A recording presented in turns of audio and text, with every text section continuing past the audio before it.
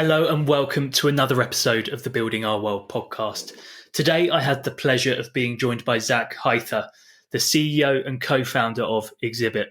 Now, Xibit are the market leaders in mixed reality brand experiences, and they use holograms to turn product presentations into engaging customer experiences. In today's episode, we had a great discussion about Zak's journey. In the first half, he is really honest about the extreme amount of hours he worked and how that affected him mentally. He also gives some great pointers on how to deal with the physical and mental stress of being a tech startup founder. In the second half, we dig deeper into his business and the area of mixed reality, and also the ethical implications of it becoming more mainstream. It really was a fascinating and honest discussion, and I really hope you get some value from his words. So, Zak, welcome to the show. How are you doing today?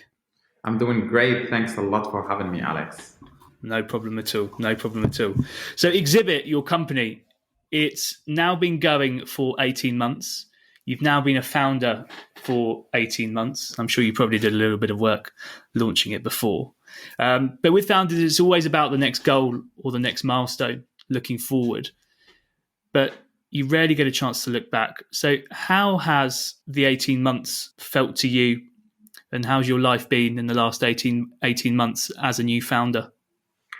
I think it's a lot of mixed emotions, from exciting to stressed to happy to pretty much like all of them, a lot of ups and downs.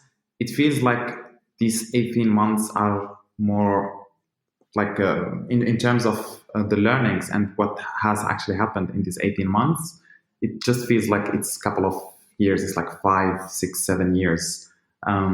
So I'm definitely like super happy and very glad that I took the decision of having my own business at certain points. One of the best experiences really ever. So I'm still enjoying this experience till now. So you're working more than ever, working harder than ever, but you're happier than ever. Definitely, yeah. Great to hear. What led you to taking the decision to set up Xibit? A lot of factors. First of all, I always wanted to be an entrepreneur. Like since day one, I dreamed about being an entrepreneur. Since even I was a child, I always read about like the biographies of many entrepreneurs and the people who actually have changed the world. And I had this idea, but then I would say I was just never confident enough to go and pursue my own dreams. At certain points in my career, after around like 6 years of working in a big corporate, I just felt that I'm ready. I can take that step. Plus, financially, I had like savings. I could really support myself. I had the support of my family. So it's a lot of things that came all together. Plus, there is an opportunity that I saw in this technology. I was so excited about the technology that we're using, which is XR. All these things came together and they were like growing in my mind little by little, till at certain point I just decided it's time to just quit and do it now. If I don't do it now, probably there won't be a second chance to do it. I can completely relate to you in that regard. I set up my business a few months ago, and I thought, so I just turned 26, and I don't know how old you are, but I'm guessing. How old are you now? 28. Yeah. 28. Oh, okay.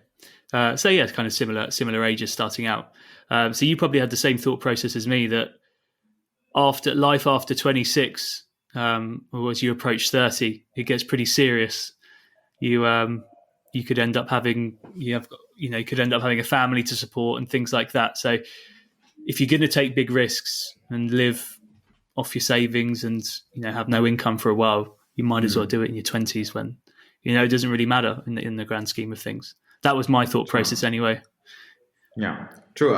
Pretty also like a little bit similar. I also thought like more I stay in a big corporate, it gets harder to quit. And then after, like I said, like after my 30s, if I'm still working for a big corporate, probably it's almost late. It is never late, but it just becomes harder than when you are in your 20s, where you don't spend a lot of money, and probably you won't have a family, and yeah, it's a little bit easier in your 20s. Yeah. You don't want to be living life with regrets. So in terms of like the workload of it all, how does it compare to when you were at SAP to now as a founder? Yeah, I mean, when I was working at SAP, I did also work a lot. I worked a lot of extra hours, and I enjoyed actually working a lot. Um, but I would say it is different.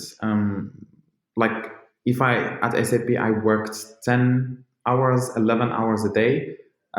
When we started Xibit, I think I worked from really like 7 in the morning till midnight, and continuously. Wow. Also the weekends. I mean, the luxury is that during the weekends I started working at 9.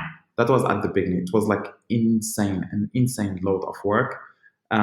Plus, when I worked at SAP before, like if I have a weekend or if I have a vacation, um, it's really my private time. Like it was pretty separate. Usually at SAP, I never brought work with me home, so I prefer to stay late at work rather than bringing it home. Um, I don't have this luxury right now, so I would say I work a little bit harder. It's very hard to separate during all these 18 months. It's almost like really impossible to just shut down. Like if I shut down, the whole company is kind of shut down. And when you also have a team, then you just cannot say, "Hey, I'm unreachable for like 2 weeks," or a week. It's very hard to separate, and it was at the beginning super stressful. Yeah, it was really very stressful. Yeah. So going back to the beginning, I mean, those hours you say, they are extreme by anyone's standards. Mm. Having a luxury of starting at 9 on a Saturday. So how does I mean, I work, I would say, a lot of hours. I probably haven't, maybe as like a 1 or 2 week sprint, done that. Mm. But to do that for a sustained period of time, for me, to work at those extreme levels, I find very challenging. The reason Mm. is, and I don't know whether it is for you or, I mean, the nature of my work is quite sort of deep work. It's Mm.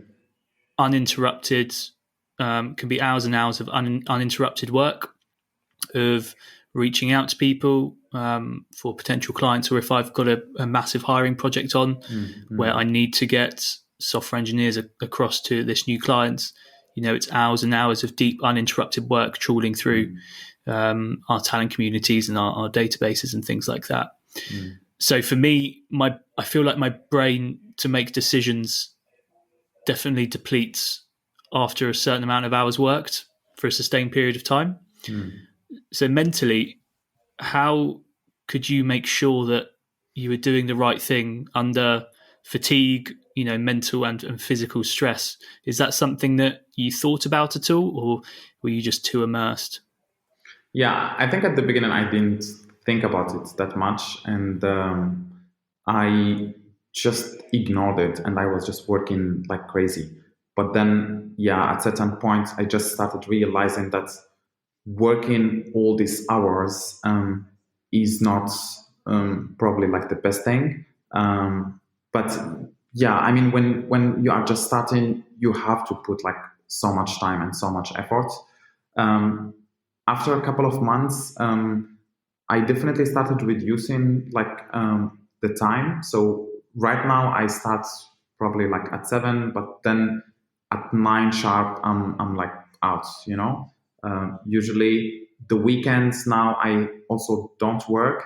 I also tend to separate like the tasks. I know personally when my brain is like working properly, then I focus on the tasks that require a lot of focus. And I would just put the other tasks that don't actually require a lot of focus on, like, in different times, probably late in the evening or different times. I switch between tasks. Like, I have different responsibilities. Like, I have 3 or 4 hats as CEO, and I just switch between tasks here and there. Sometimes when I just completely feel like, sometimes it gets overwhelming just even interacting with people. I have some days I meet like 16 people, 15 people in the same day, and it can get like super overwhelming. Like, you just keep meeting people, but your brain is not there, and you switch context from one discussion, business development, to sales, to maybe recruitment. Like,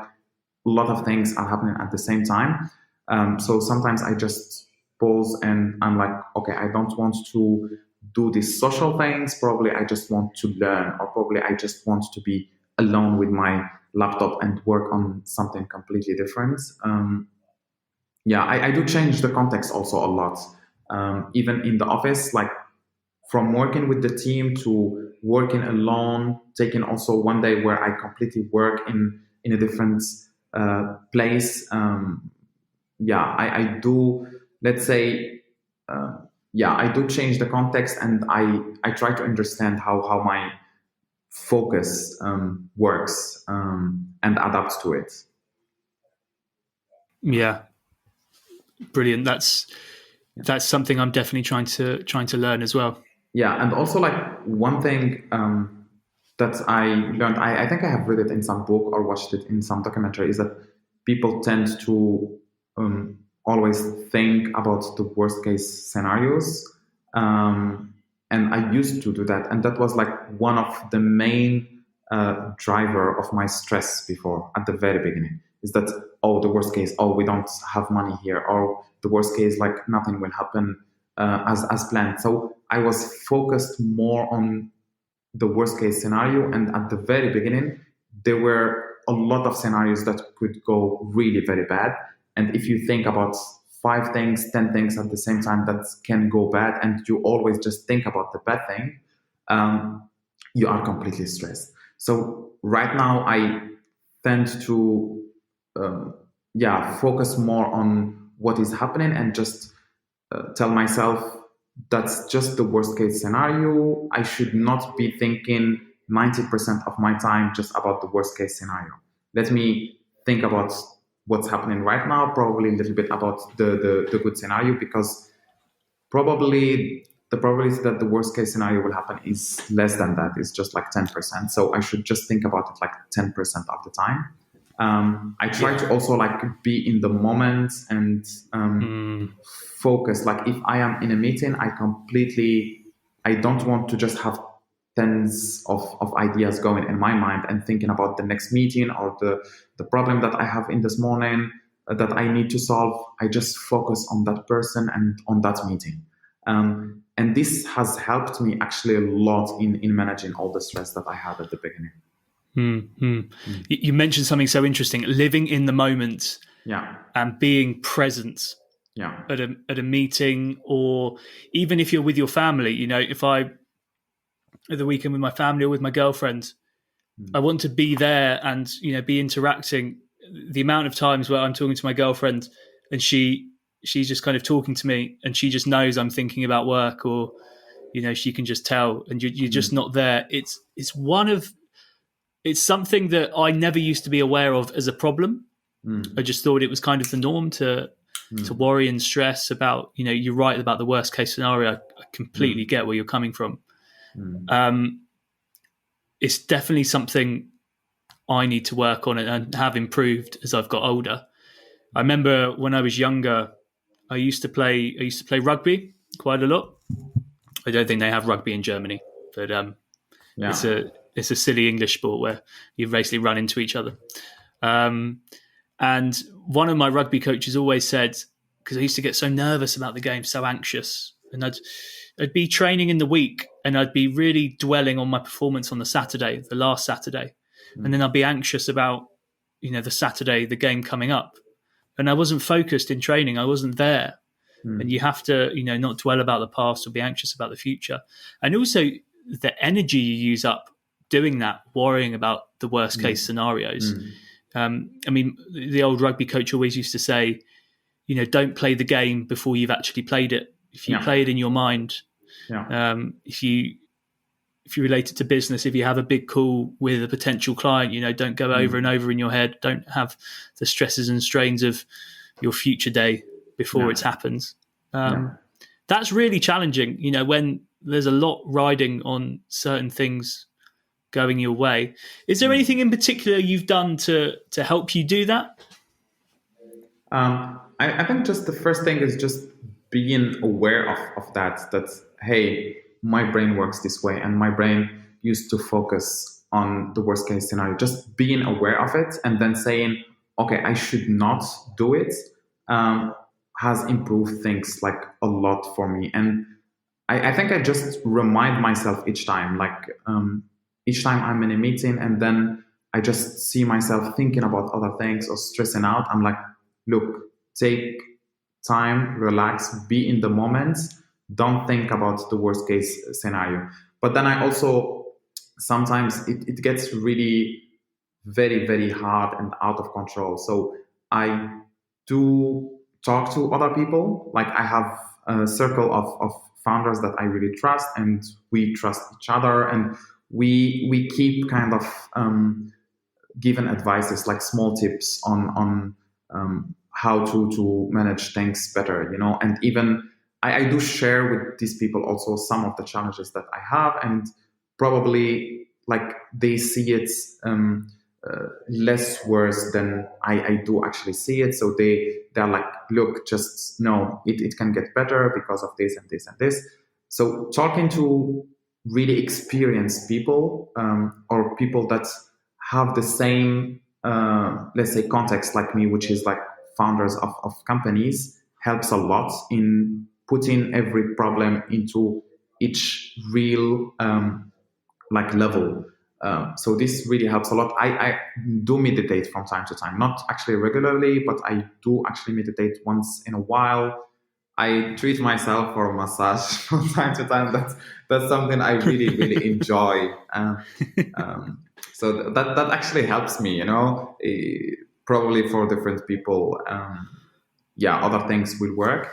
But yeah, I think I just keep reminding myself, be in the moment, listen actively, and be genuine in the interaction with people. I just keep reminding myself of that. One thing I've done to try and be more in the moment, I've recently given up coffee. Oh, that's as someone who's I don't know if you, I mean, I've only been doing it for like a month, and that's definitely helped me. Because I used to drink loads. It's just something that creeps up on you, because you'd either be kind of high on caffeine, sort of talking to someone, or if you had like a big call or presentation, you'd be like, oh, I need coffee, and then obviously you have a slump in the afternoon. You definitely I definitely feel more present and more alert, and have a flatter energy level throughout the day. There is also one thing actually that I try, which is if I am in a meeting, I usually don't look at my phone. Like I just either like I let it very far from me, or if I'm going to a meeting, I try to not like really bring my phone. I just keep the phone a little bit like far from me. And in the weekends, sometimes I just delete social media apps from my phone, and then I install them Sunday night. Or I just let my phone as much as I can at home, because the phone also helps in like thinking about different things and being in 10 contexts at the same time, which is really, really very bad. So getting separated from my phone helps me a lot. It's crazy how, as a human race now, we're literally so addicted to our phones. Like if I'm like sitting down like now, like my phone's not on me, it's actually the other side of the room. Like I like pat my pockets. If I walk downstairs and my phone's upstairs, I like, you feel naked. And I mean, it's I've talked about this before. It's like the dopamine rush, and our like generation is just because you check social media, you see something you like, or you check your Mm. emails because you want to open it and see some good news for, I don't know, Yeah. client or customer or whatever. Mm. And it is that Mm. dopamine hit I think Yeah. you're looking for, and that's something I've definitely been more aware of as well. There's been a lot of me being aware of stuff recently. Yeah. Yeah. But even with like caffeine, if I was nervous before like a big call or something, I'd have a coffee because it would release dopamine, it would lift my Mm. mood and make me less nervous. But then Mm. obviously later on, Yeah. I'm sort of more nervous as well. But little things like that. But social media is going to be, I mean, it is a huge problem. I don't know what the long term effects would be on our generation. I suppose Mm. it's just not been around long enough Mm. to for us to see, and because it's so normal for us as well. Yeah. Let's see. It's a lot of things that are happening at the same time. We are influenced by so many things. But again, on social media, I think a lot of people, you just live with this idea that you are maybe missing something super important. You are maybe missing something super important. Um, but then when you just throw your phone, you just realize, no, you are not missing so much. And you always again live with the worst case scenario, which is maybe someone will call me for an emergency, and something super urgent. If I, let's say, if I do a weekend detox, you are like, probably this weekend someone will want to contact me, but it just, no. If you see like statistically, the probability that it will happen is really very low, that your family or someone will call you for something super urgent. And there is also like the probability that these people contact you when your phone is off. So, there are other scenarios where maybe you cannot be very prompt and answer very fast. So you just need to not think about the worst case scenario and just chill, and just throw your phone. And suddenly you start really living the moment. You start having more Yeah. time, you start appreciating whatever you have around.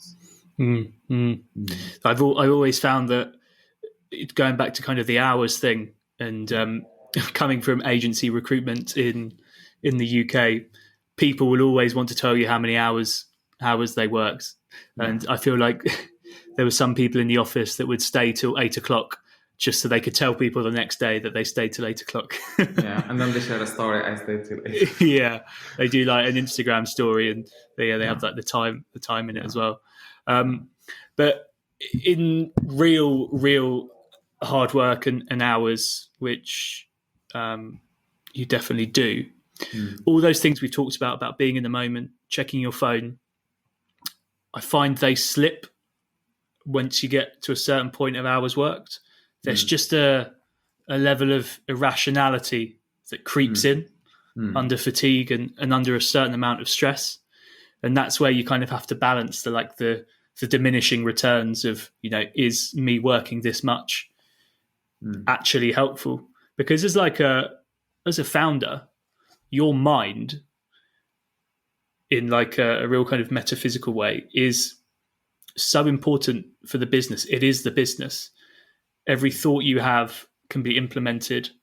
Every irrational thought can be implemented and also have a direct negative effect on the company and employees. And that's one thing I've definitely had a deeper appreciation for, that maybe I didn't have when I was an employee, was that I have to look after my mind and I have to look after the way it thinks. And I have to make sure if I do that, it's thinking, the right things, the positive things that can help me progress and build my business. And that's why I always that's where I struggle with the how much should I work before it gets, there's quite sort of bad consequences. Yeah. I mean, you're totally right. Also, like, I think also, especially when you have a team, like, your state of mind like is very, very, very important. How you communicate with people, what kind of ideas do you say. You cannot, like, if you are by yourself, still you can afford just throwing random ideas in different directions and probably trying them, and then after a while you're like, no, why did I even go this direction? Probably I go to the other direction. You can afford being maybe not motivated certain days and maybe super motivated other days. It's just you. But then when you have a team of people, you need to control your mind. You need to really know that your state of mind, your random ideas, your energy is really shaping the whole company, especially when you are the founder. If you are very negative, the whole company is negative, the whole team is negative. And the thing is, like, it's also exponential, so if you are the only one negative, suddenly the team is negative, and then there is so much negativity coming back, from the whole team. If you just throw random ideas because, you just have them in your mind, the whole company just goes that direction. And then you suddenly realize, no. And they go very fast because there is a team and the execution would be like really fast. Then you are like, no. It shouldn't be like this way. You update your vision. You cannot just keep like shifting a huge ship from here to there. You need to, that's why you really need to kind of, I would say, really control your mind and be aware of any ideas. Think about everything twice, 3 times before you just throw it. Definitely be positive all the time. You have to be really very, very positive, because your team positivity depends a lot on you. At the beginning, it really depends a lot on you. Yeah. That is super, and that's super hard as well. And that comes back to not being stressed or thinking about the worst case scenario. Sometimes you just got to be a good actor on some days. You got to put on a brave face, which again is like, if you are really stressed or you're thinking about stuff, you can't really go to your employees and talk to them about your problems in a way. Well, you probably could to a certain extent, but it's just not, it wouldn't be sort of beneficial. And that's where one of the reasons actually for doing this podcast is that you can get a certain amount of loneliness. I know you can have a founding team as well, but there is that certain amount of loneliness sometimes. Do you ever feel in these sort of past 18 months where you've just been kind of alone with your thoughts and almost looking around the room and thinking, or walking down the street and thinking that, no one else has these stresses and worries or these thoughts that I have right now. And in a way that makes you feel quite lonely. I think at certain points you do feel that when you are super responsible, but what you mentioned about like really hiding everything from the team, I think it really depends on the team. There are certain people that it depends on the personalities that you also have in the team. There are certain people who like to just focus on work. If you keep throwing problems and being super transparent with all the challenges, the problems that are happening, they just freak out or they get lost. So with this type of people, probably you would you share, but then you filter like the problems. You don't just throw the being super transparent into here are like all the challenges that we have. There are other people that won't and love being involved in the challenges, and for these people you would be even more transparent with them. It's like, okay, this is the status, this is what's happening, these are the challenges that we really have right now, this is a huge challenge that I have personally in my mind. You can share with these people. As I also said, like it's very hard to navigate this ship like alone. Like, of course, like I have my co-founder, but I also have other advisors like outside that do have the same context of founding a company and do understand a lot of let's say, challenges that I might go through, so I try to keep people close. I try to not be there alone. Of course, there is the support of family, even though they won't understand exactly every single thing of my business, but they understand the basics of life, and how it works. And, like sometimes you have a huge challenge, but then I just call with my mother or something, and then she's like, you will solve it. It's nothing, but then when she says like, you will solve it, there is a way, you're like, yeah, actually, yeah. And then suddenly you see the solution, I try to not be alone. I try to surround myself with people on different like levels, Yeah. That's super important. One founder I spoke to in another podcast episode about sort of involving his team in his stresses, and well, not his stresses, like the company pressures and things like that, was at the start of the pandemic. He would sort of share with his team or senior team at least that, these are the numbers. This is how much money we've got in the bank. This is how long we can last until we could potentially have to make redundancies. And this is what we need to do. And I think from a founder's sort of communication point of view, that probably helps explain the context of a lot of your decisions to your employees, because things can sometimes come out from like a founding team or like directors, and you just think, why on earth have they done that? Like, what's the point? They've just made a rule for rule's sake or whatever. But if you involve them in the context of the company and the finances, then there's a deeper understanding. But yeah, you're quite right that some employees or some people don't want that or just want to focus on their work. So it's super delicate topic. Yeah, I think like there are a lot of things that at Xibit we really believe in sharing. Like probably with certain people, probably we share like even the financials of, this is the situation right now. But even the development team, I would say they have an understanding at least of the deals that we are closing, the customers, the interactions on a very honest level. Not like everything is going great, amazing. But yeah, if we have a deal, then we say, yes, we are having this deal. If we lose certain deals, then we just make it very transparent so that people do understand, again, the same thing, like the context and why certain decisions are made.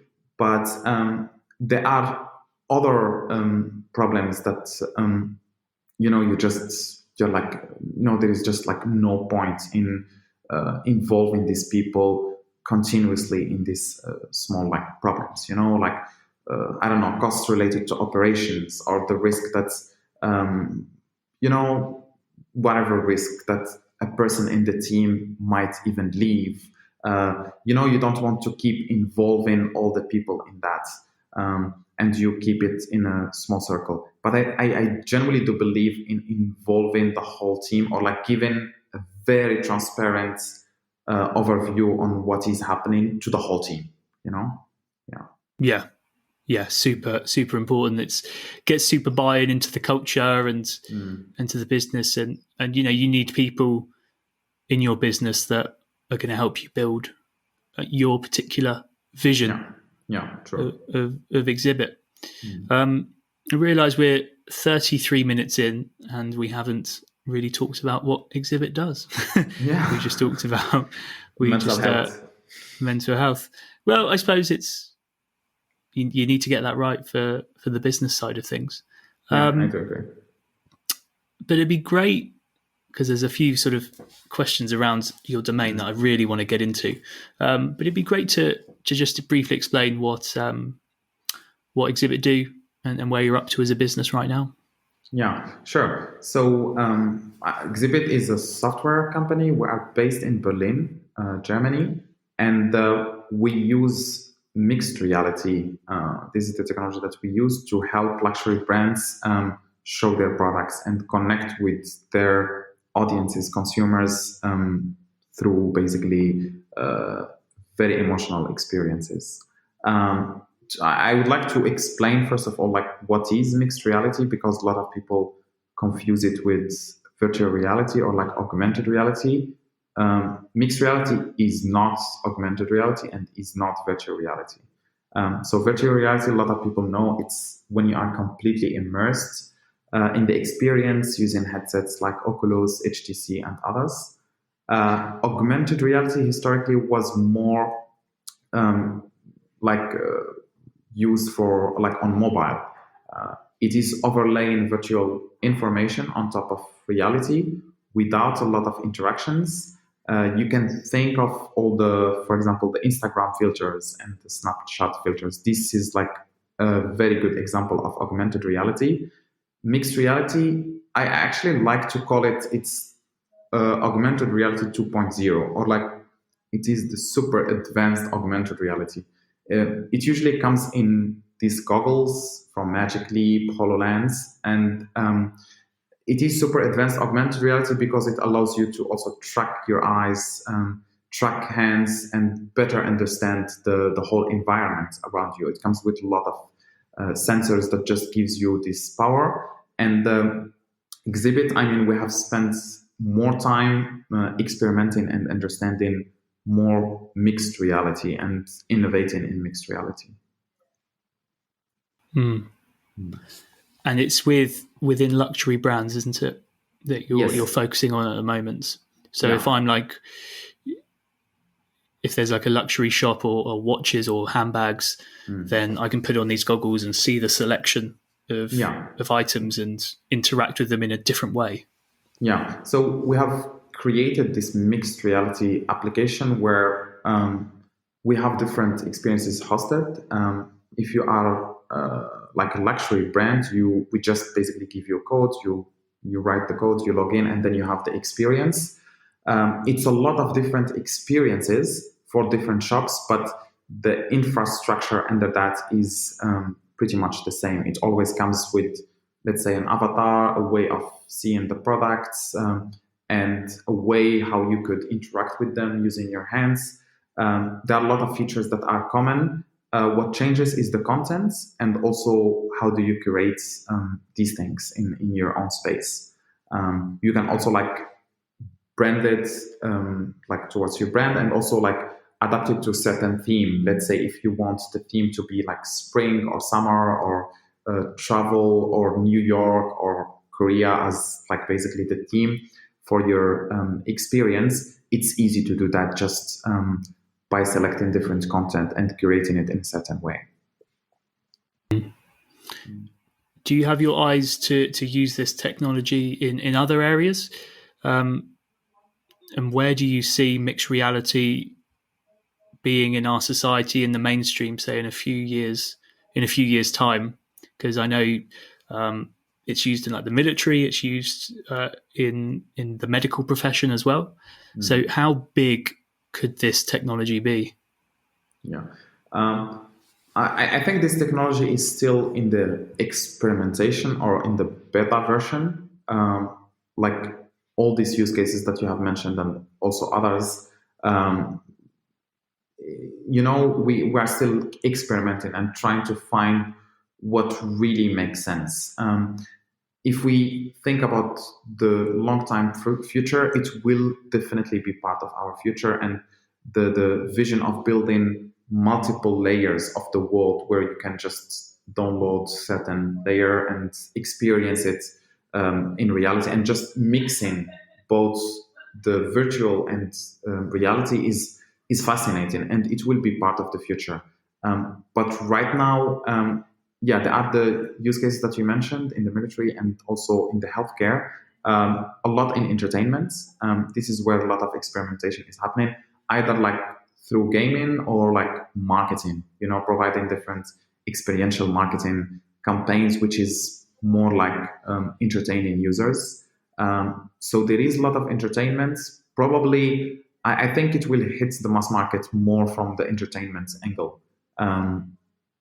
This is like what would drive the adoption. But again, it's still a very early market. It's very hard to predict what's going to happen there.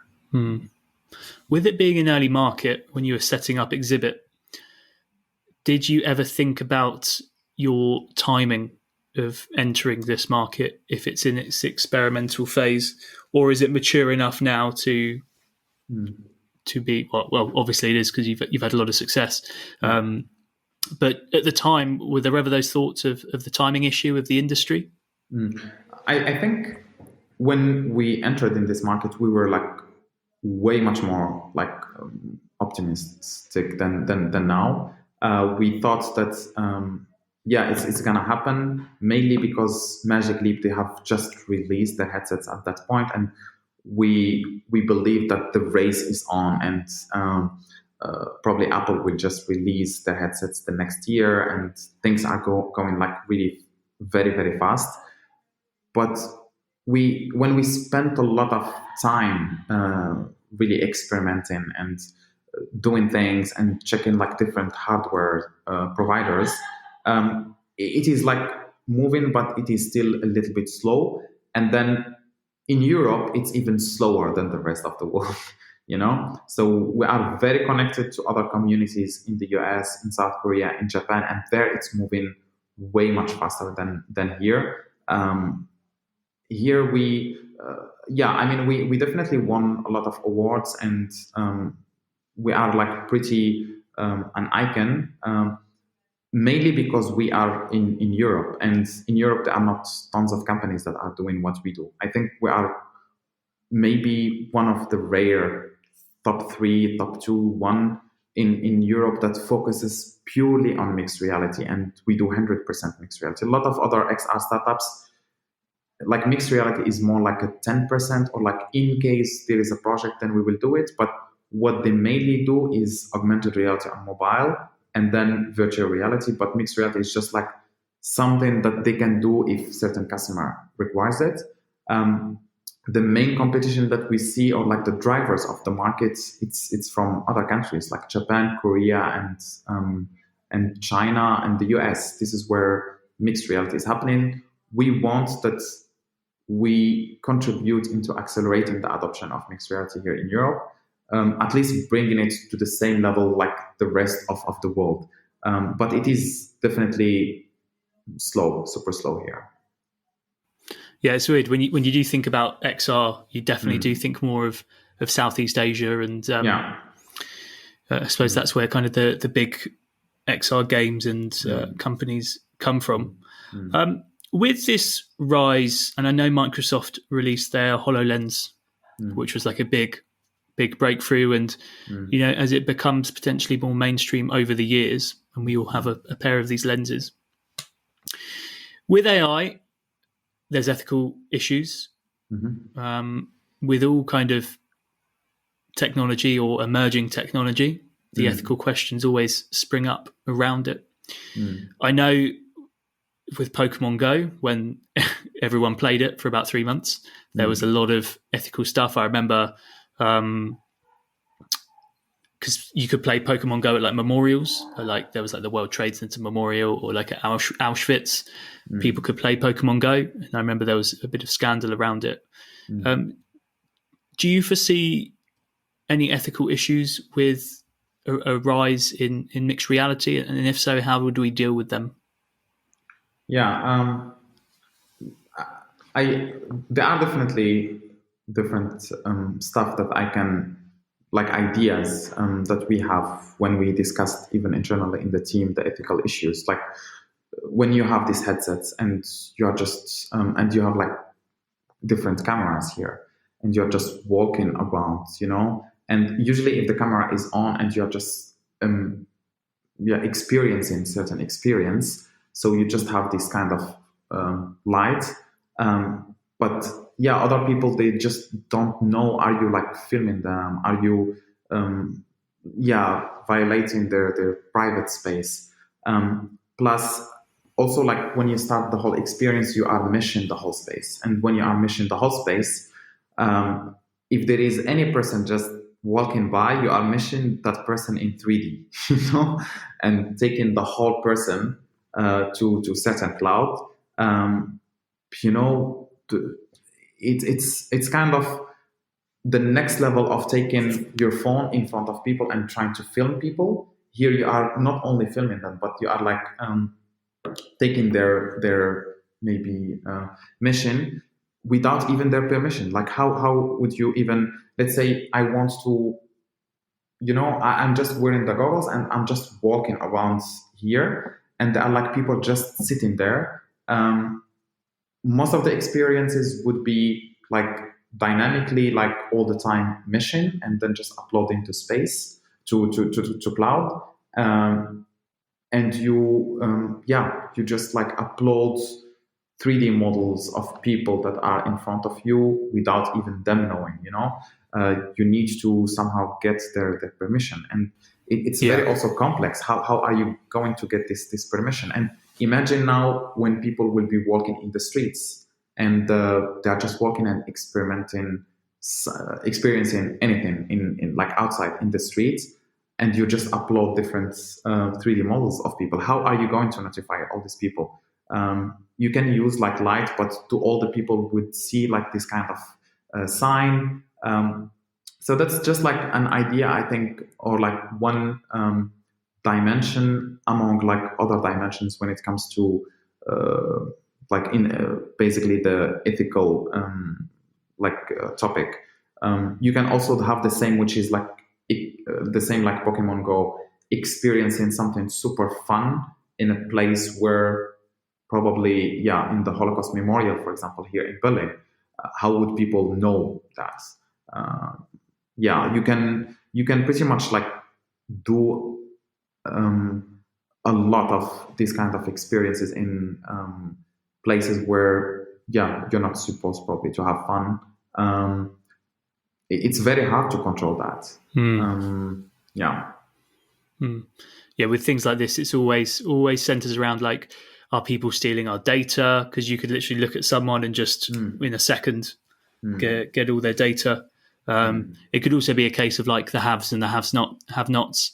If certain people have these lenses and these goggles, they could see things or have opportunities to things that other people can't. I know some people have said as well that a certain group could say tag a certain place or make like a building in a certain category, but the person or the building doesn't know it's in that category because it doesn't have access to these lenses. And you can also like, that's actually one use case that was pitched to me by someone, which is really like you can have these goggles and then display filters or data on top of people, or like filters, for example. So you can be walking and you see certain people naked, just applying some kind of filter, like body filter on top of people. And you are just walking around and you do see people like without clothes, you just place something on top of them. There are a lot of, and I think like more you dig deep into it, there are like really a lot of other examples that we should start thinking about, and probably just have some kind of legal framework for that. Yeah, absolutely. It's the same with like AI when that, well, it is pretty mainstream, but there'll have to be like government legislation and frameworks around it. I do realize we are slightly running out of time. So there was one thing I did want to ask you, and it was more to speak to the aspiring founders out there, the aspiring entrepreneurs. They might be at school, university. They might be a software engineer in a big corporate. They might be a software engineer at SAP. Who knows? But if they've got an idea and they want to start a business, but they just don't know where to start, what sort of one or two bits of advice would you give to them? Don't start by building. I think that was one of the mistakes that we did at the beginning, like just building. Don't start by building. Go and talk to people. You can always like build the concepts, like build a very small video showing whatever idea or concept that you already have. It doesn't take you a lot of time. Use existing templates. Just make the idea a little bit clear through a very small video, and go and talk to people, interview people from the industry. This is like if you already have an idea. If you still don't have an idea and you just want to be an entrepreneur, I would recommend really looking deep into why do you want to do that, first of all, and look into your passion, because when you will start working on that, like in that field, probably you will be there for like, a couple of years. It's not really 3 months or 6 months and then you are done, but like you're kind of married with that idea for like 3 years. Not that idea, but probably that field. So choose something like a field that you are really super passionate about and you want to keep learning in that direction. Something that you will really enjoy doing. Would you say your entrepreneurial spirit and your reason to do this, did you feel that it was always something you were going to do? Looking back on your life and how sort of your upbringing, because you're originally from Morocco, aren't you? I'm Morocco. Can show I've done my research, eh? Looking back on your sort of childhood and growing up and how everything's fallen, did you feel it was something that would always happen?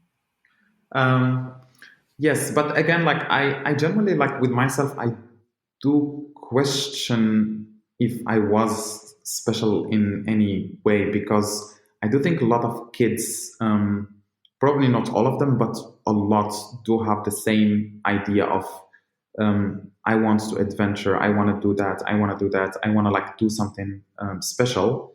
And I was like that, I always wanted to try the new things.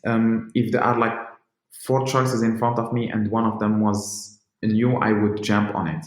So I always liked to try new things. I always wanted to feel special. Like whenever I start feeling that I was not special, this is as a kid, that I'm not special, I throw myself in a situation where I challenge myself and I know that, probably the outcome will be that I feel special.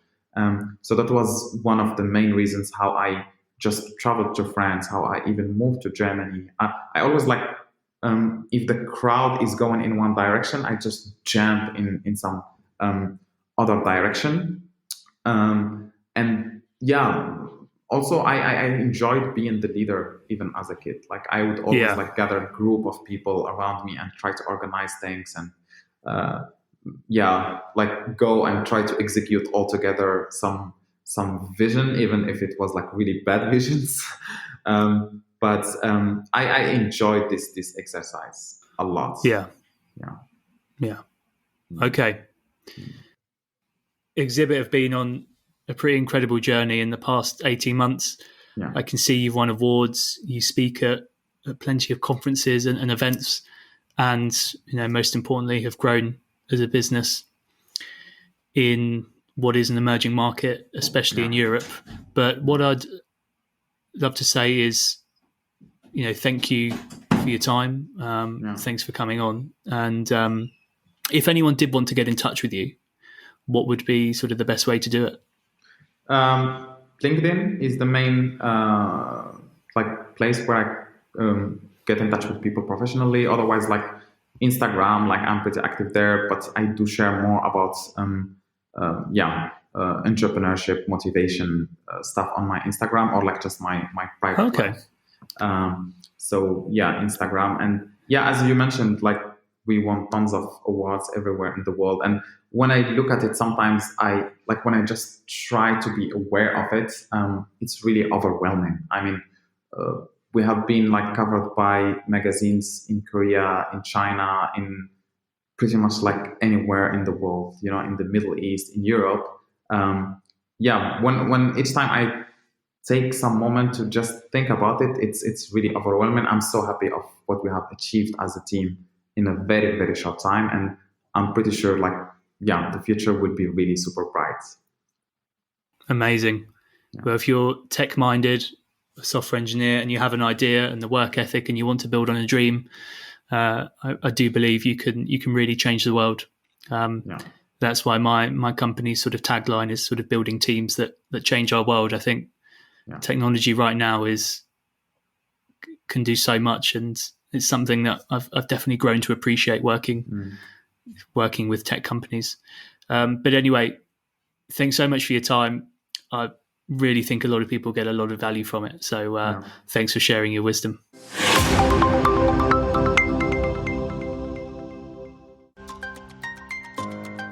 Thank you so much for listening to the Building Our World podcast. To show your support and to stay up to date, then be sure to hit that subscribe button. Until then, I'll see you next time. Bye-bye.